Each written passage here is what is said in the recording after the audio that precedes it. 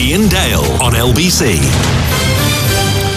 We're talking about the government's big announcement on cladding today. Sebastian O'Kelly joins us now, Chief Executive of the charity Leasehold Knowledge Partnership, who have been advising leaseholders affected by the cladding crisis. Sebastian, this is going to be a bit shorter than I'd imagine because I've got so many calls that I want to get to as well. But just from your perspective, we hear these tales of absolute woe from people on the phones, and I just think, well, there but for the grace of God go many of us.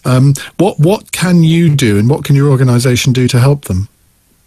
Well, we put pressure on the government for starters to get some of this money out there to get partially the way to a solution, but this is very much a solution on the developers' terms. They're only being levied £2 billion over a decade to pay for that, which more or less equates to the bonuses paid to the senior executives of the house builders.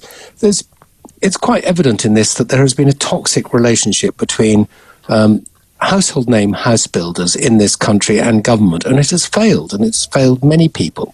And the defects that they created are now having to be paid by the very people who shouldn't have paid for them, who shouldn't pay for them, the consumers, the people who bought flats. The bulk of this is now going to be paid by those who bought flats in low-rise apartment blocks, that is lower than 6 stories or 18 metres.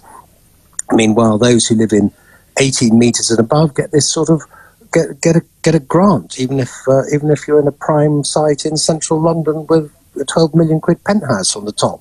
You will get a grant for your cladding. So it's not based on need, it's not based on risk.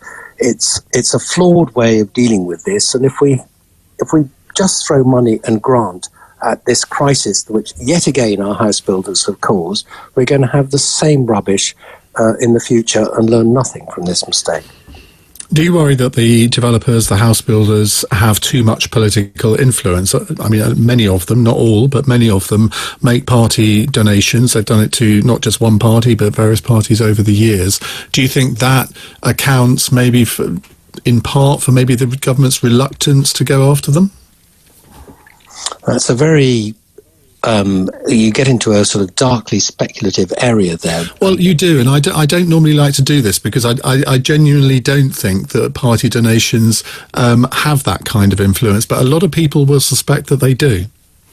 Yes, and I do think that the more important than really the donations to the Conservative Party, I think, has been the way that the residential property sector has so inserted itself into the system at every level, so that civil servants only listen to them, only prioritise their wishes, has been at the root of this. There needs to be more scrutiny and much more robust attitude towards the developers. Look, it wasn't so long ago that they were flogging off flats and houses with tumbling grounds and spreading leasehold houses, for God's sake, all over the country, basically ripping off their own customers, the consumers. And they were doing this helped by an enormous subsidy from us, the taxpayers, through Help to Buy. This is a racket. They do need to be under control. They do need to fear government and fear that the electorate really has had enough of the games that they play.